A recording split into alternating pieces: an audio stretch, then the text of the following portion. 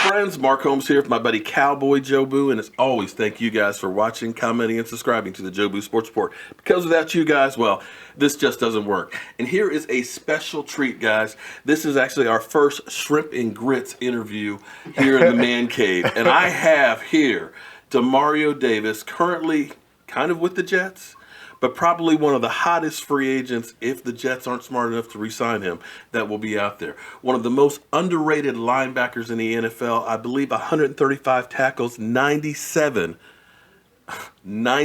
solo ones, and 5 sacks. Demario, thank you very much for showing up here tonight. Hey, Mark, man, I appreciate you for having me on, man. It's a pleasure for you to have me in your spot. Man, I appreciate it. But forget about all the tackles and stuff. Actually, what I want you to do is I want you to tell everybody how you got to this point. Because listening to your story, growing up and things, and realizing second chances is really your whole life story. Yeah, man. Yeah. My mom had me when she was 16. I was born in College, Mississippi. Ended up moving with my mom out in Brandon, Mississippi. And, you know, where I'm from and the situation we're in is impoverished, below the poverty line type of situation. You know, my mom was always working at least 2.5 jobs. And so I just always kind of grew up. That was just kind of the norm for me. And, you know, my dad been in the Army, always, you know, going from place to place. You know, what my situation was, I had to look to men in the community, and the men in the community weren't doing necessarily positive things, and so I kind of gravitated towards that. The good thing was I was good on the football field, but the bad thing was, you know, I was getting involved with, you know, drugs, partying, girls, alcohol, all before I entered the 9th grade, you know, and so that's just kind of the world that I was in, and so my grades, of course, started to plummet, you know, I started getting a lot of mischief off the field, you know, got expelled from school. You know, had a couple run-ins with police officers, and, you know, I was just kind of a product of my environment. But, you know, I had a couple wake-up incidents, you know, when I was in high school, where I think God kind of grabbed my attention, and I got on the straight and narrow for my junior and senior year. I went from making C's and D's to making A's and B's, and it pulled my GPA up. And I went from playing offense. The coach brought me over to defense, played defense for the first time my senior year. And I think I went out and had like 100 and something tackles on defense, had like 7 sacks, like 6 interceptions or something like that. And at the end of the season, there was scholarship offers. You know, I didn't even really know what that was, but here was an opportunity for me to leave my environment, go to a better opportunity, get away, and really become a different person. And I took that opportunity. I went to Arkansas State. Unfortunately, I had the same mentality. My first year on campus, I went to jail. Me and one of my teammates was stealing, and ended up in jail for 3 days. But I had a guy who started to spend some time with me, our team chaplain. He started to spend time with me, started to read the Bible with me, you know, teach me not to just go to church and say I'm a Christian, but to really model my life after God's word and what that really looked like and what that really meant. And that was what changed inside me to let me match the talent that I had on the field with becoming a better person off the field. And when those two met, you know, the sky was the limit. And so fast forward a few years, ended up getting drafted in the, getting drafted in the 3rd round. Met my wife in college, got married the same year I got drafted. Now, you know, 6 years later, been married 5 years, got 3 beautiful children, raising them up in a godly household, in a godly home, which, you know, really is breaking a generational cycle. You know, I have a little son. His life will look drastically different than my life and my father's life and his father's life. And so that's just really what I aim for. You know, football is all good, but it's really about the person that you are off the field and with the rest of your time. Well, you know, this is the time of year that I always say that general managers and team owners basically are holding their breath and hoping that their players stay on the straight and narrow, because you always hear about incidents and things that are off the field. I know you're doing some work with United Way and things, and tell us about what you're doing right now. Well, that's how I'm in your spot, you know. I'm lucky. Believe me, I'm really lucky he's here in my spot. Yeah, because your wife is my boss as I extern with United Way. She's my boss too. And I get to extern with them because, you know, for me, it's about bridging that gap. I was able to, make it and achieve my dreams, but I wanted to bridge the gap to people in that same situation that I was in when I was a youth, where there wasn't a lot of avenues to success, and I wanted to help create those avenues to success. So I started doing work in my community. United Way in my local town helped me do that. So I wanted to learn more about United Way on a national level and what they do and how to maximize those resources. And in doing that, I also realized not only can I grow my impact in my community, but I can also help other players from the same situation, from different locations, different cities, different states. I can help them bridge the gap for people in their neighborhoods and their community to reach their dreams. And so that's what it's about. That's what we're doing at United Way, working on NFL player engagement. How do we reach players and help them deliver on their community impact? Incredible. And believe me, you are an incredible force. And I always say that NFL players, the power that you guys have to change lives is just immense. I can talk to my son all day long and tell him to do this, this, and this, and it goes in one ear, not the other. But somebody that's in your position that talks to him and stuff, they look up to you. And I wish that more players would get it like you do. But what do you think after your football career that you'll be doing? What are you looking at getting into, or have you not thought that far ahead yet? Oh no, I'm always thinking. I'm always thinking about that. And so, the number one thing that players have to have the ability to do is protect the resources that they get. So be a sponge to soak up as many resources as you can while you're playing. But the game is not for long. So one day you're not going to be a part of the game. So you have to protect all those resources and assets that you come into contact with. And so I think the bulk of what I do to protect myself and my family is about wealth preservation. Mm-hmm. And so through different investments, learning about long-term real estate investment, learning about private equity, and getting into that space is how, not in a situation where I feel like I need to try to create more wealth, but in a way that I'm just preserving what has been made, that I can pass it down to my children and they can pass it down to their children. And so that's the type of legacy that I want to live. But I think when I'm done playing, because I put myself in a situation financially that I don't have to go right back into the workforce, I think the main thing for me is about raising my kids, my 3 kids. So probably for 10 to 15 years, I'm just going to spend time devoted on my children so I can make sure not only that I can teach them how to manage the resources that I'm going to hand to them, but I can also make sure that they're the right type of people to know how to handle that on their own. Where I don't have to tell them step by step what to do. They can take it and come up with innovative ways on their own to use their brain and not have to necessarily use their body like I have to become, to aspire to new levels. That's incredible. So now here's the question I always ask from NFL players or current players and stuff is, what is the one hit that you remember most? I got a lot of them. Probably. What you want, college or NFL? Best hit that you ever remember? Oh man, I think it'd be a couple. One was in college.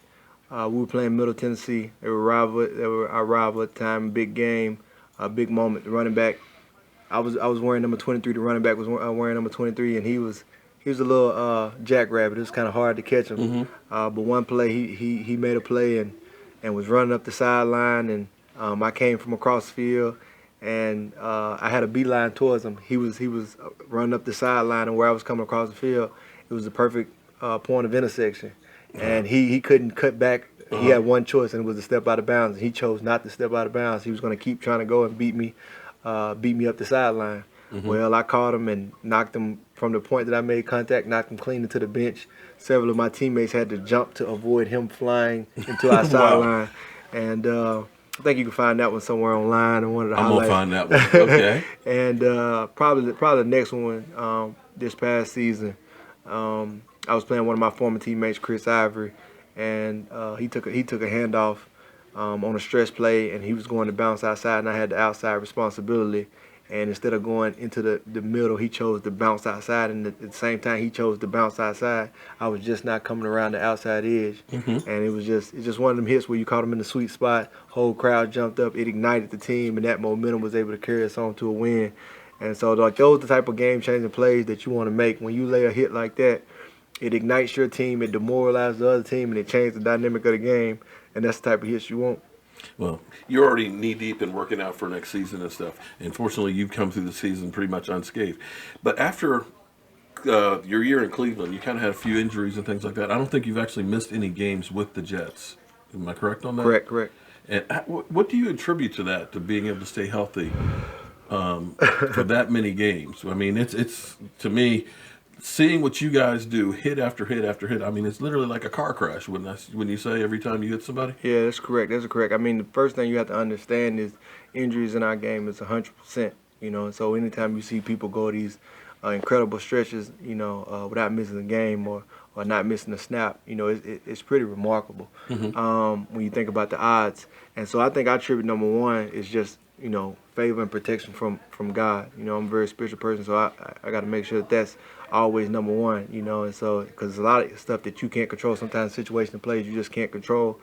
But I think a lot of it too is body maintenance. I done a lot of reading up and studying on ways to take care of my body. But I've also had a tremendous amount of vets that I played with, whether it was Calvin Pace, whether it was David Harris, whether it was Bart Scott, whether it was Ed Reed, whether it was the Landry brothers. I played with a lot of good vets who did a lot of good things, whether it was the way they worked out, whether it was the way they used the tubs, whether it was the way they treated their body, whether it was the way they massaged, whether it was the way they did acupuncture. And so I just try to take little bits and pieces and learn, what it takes to take care of my body. I try to invest somewhere between it takes really a tremendous investment from a financial standpoint to really stay at the top of your game. And so I try to make that investment, each and every year into my body. But it's also, diet and the way that you eat as you get older. Your diet plays a tremendous part. Okay, the diet tonight probably didn't help any with the shrimp and grits and all that. No, that was tasty, man. Sometimes you got to treat the body. Yeah. Well, I saw you were working down with Ed Reed too a couple weeks ago, weren't you? Mm-hmm. So yeah, he's like a huge mentor of mine, and just not only was he he's a future Hall of Famer and probably the greatest safety and one of the best defensive players that ever played a game. But what allowed him to be that is his mind. He has a tremendous mind, and so I'm always on the phone with him, talking to him. But also this year I was able to get a little time away and just go down and spend a few days with him, and we spent a lot of time in the film room. And it was really just understanding the way that he broke down teams, his process, what worked for him. And I just was able to glean a lot of information, for him, so that I can, find different ways to make a lot of plays. I mean, right now, up to this point, I've made a lot of plays in the run game, and I've made a lot of plays in the blitzing game. But it's always about trying to find that next level. And, from my standpoint, that's why I say, people haven't even seen the best of it was just to come. Because the changes I'm about to make in the passing game, applying a lot of the things that he used, is just really going to take my game to the next level, I feel. Well, I got to tell you, because originally they weren't looking at you being a starter this year, were they? Yeah. And you basically took the reins on that one. And, you can see the energy that you have on the field and stuff when, they have the games where you're mic'd up and everything else. I love the enthusiasm that you have because it really looks like you're having fun out there. Oh, man. This is the game we've been playing since we were kids, and then being able to make it to the league, it's a dream come true. And so it's not a day that I take for granted. It's not a day I take for granted in the film room, not a day I take for granted in practice. And the games, it's just, the electricity and the energy that's down on that field, it's electrifying. And it's hard not to play with your hair on fire. And so I just try to bring that to the table each and every game. And especially when they're looking at you as a leader, the way that you step on the field is going to be mimicked by the rest of your team. So if you're down, your team's going to be down. If you're up, your team is going to be up. And so just having that and understanding that, it takes a whole different element into my process. Just understanding they looking at me. When I give the sign and say go, that's when the dog is unleashed. And so I take that process in. As a general, I got to make sure that my troops are ready. But not only do I got to make sure my troops are ready, I got to make sure I'm ready, because the buck, starts and stops with me. And so that's the mentality that I take into each and every week of preparation. And then on Sunday, it's all about letting it go. Well, you really sound like you're a student of the game and really putting in the work and stuff to get to achieve what you're achieving. So tell me, who is the worst running back that you've ever had to tackle? Worst mean like hardest? Hardest. Oh, that would be probably my fourth season in the league, playing against Jamal Charles. So that was either 2015 Jamal Charles. Yeah, before his big injury. Man, he was unreal, man. His start and stop ability was, he could really be running, 20, 25 miles an hour and hit the brakes. And so Like tackling a bull. Yes, yes. So it's not even like tackling a bull. It's like chasing a road runner. Okay. So the caddy, he can get you running fast one direction, and he hits the brakes. You can't stop that after running that fast. So he running 20 miles an hour. It's probably 80% his speed, and that's 100% of yours. Well, when he hits his brakes and you try to stop to make the tackle, you realize that he stopped, but your body is still going to the side. And the next thing you realize, you on the film and you ran up and had a clean tackle and you didn't even touch him. And he has the ability. I remember watching film and I'm looking, I'm like, man, these guys are taking all these bad angles. Man, bad angle, bad angle, bad angle, bad angle. And I'm like, oh, they just missing these tackles, it's bad angles. Well, little did I know, he's creating those angles. He's creating those bad angles with that burst stop ability. And I was on the field, I was like, oh, okay. I should have had, I probably should have humbled myself a little bit and try to ask why they taking these bad angles.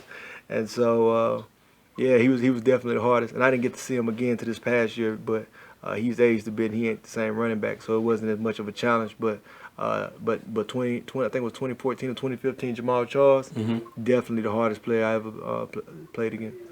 Well, you're technically a free agent. We'll see if the Jets end up re-signing you, but I guarantee you there will be plenty of people knocking on your doors that will definitely want to have you on their team. I can think of one that could definitely use them. But we won't talk about that. But my man, Demario, thank you very much for your time. Hey, I appreciate you, brother. And guys, Demario Davis, if you don't know who he is, come out from underneath the rock, because he is definitely one of the most underrated linebackers in the NFL. 135 tackles, 5 sacks, 97 solo tackles, which led the NFL. So guys, I'm Mark Holmes. This is Cowboy Jobu here with Demario Davis. And thank you guys for watching. God bless, people. That was great. Here comes the blitz. He's under pressure. Up the middle. Scramble. Down he goes. Let's go!